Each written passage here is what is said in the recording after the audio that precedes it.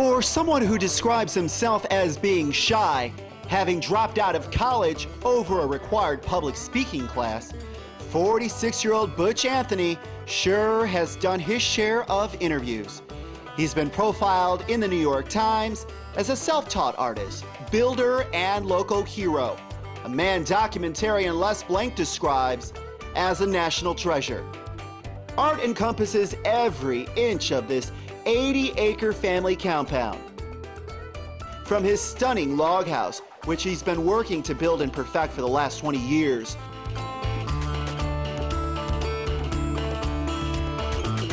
to this barn, appropriately named the Museum of Wonder, featuring dimly lit rooms filled with original artwork and colorful depictions of dwarves, Bigfoot, and his own special breed of animals, the beautiful and the bizarre. Bobcat skulls, beaver, coyote. There's a bird skeleton, rib bones. This is the kind of stuff I've been building lately.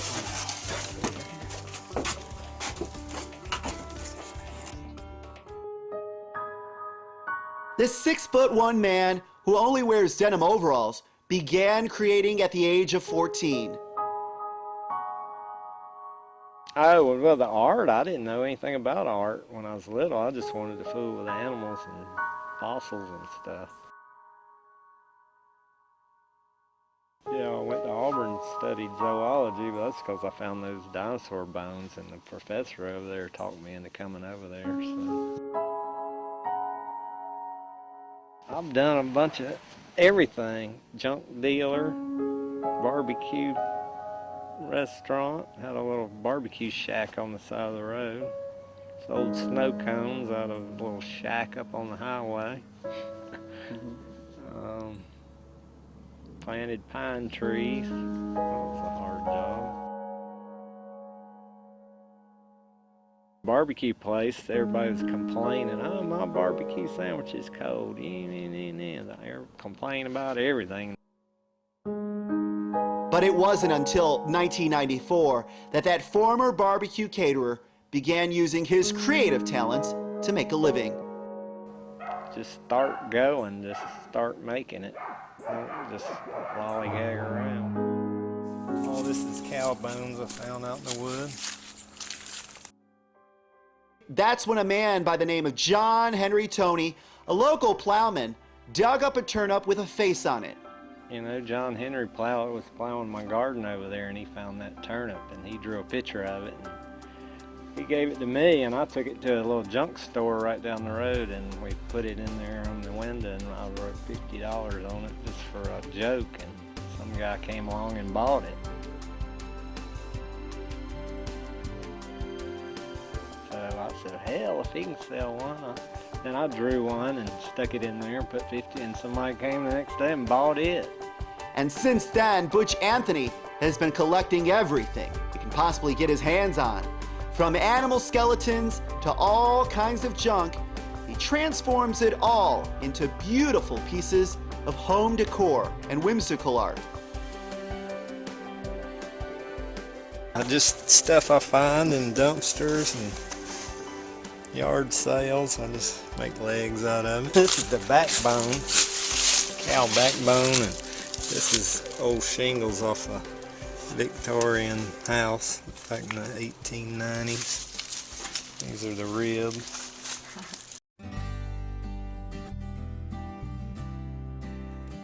Some experts say what he does is hard to categorize, but Butch has a name for it. I call it intertwangleism. I just made up word.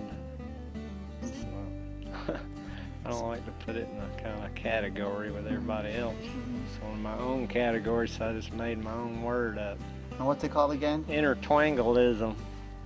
I like intertwined stuff, so it's intertwine. Inter means a mix. Twang is a distinct way of speaking.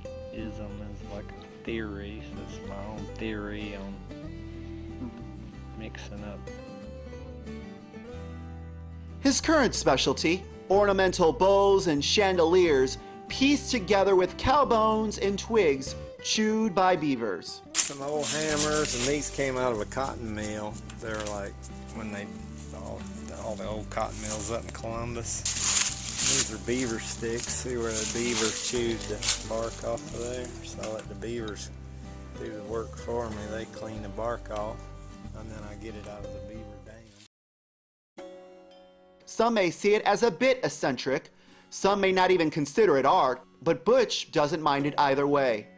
People around here think like a duck picture or something, like that's art they have in their houses, and this kind of art they just think it's creepy, you know.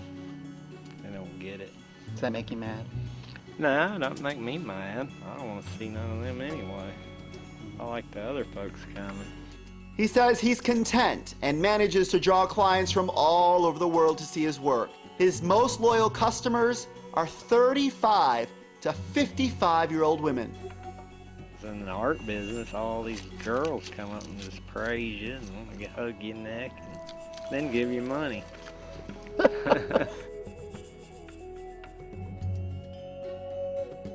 Is there a real interest in this type of work out here? No, not around here. You have to go other places to try to sell it. Like where? Atlanta and Charleston. Beside his creations, Butch is also the man behind the Do-Nanny,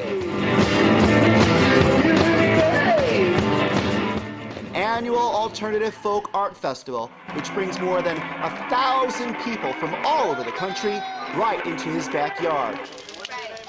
I'm Rebecca. Hey. All for a day of fun,